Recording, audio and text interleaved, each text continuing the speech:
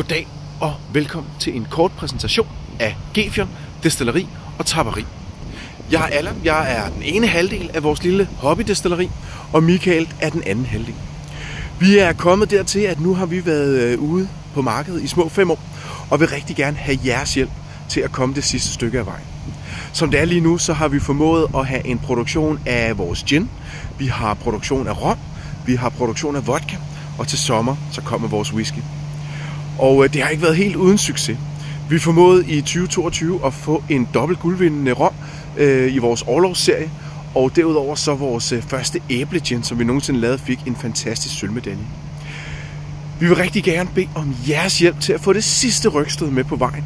Vi mangler simpelthen den sidste økonomiske formåen til at få vores egne kedler, fordi vi er et lille bastardestilleri, eller et hobbydestilleri, som nogen vil sige. Det betyder simpelthen, at vi er ude og låne produktionsfaciliteter hver gang vi skal ud og have lavet noget.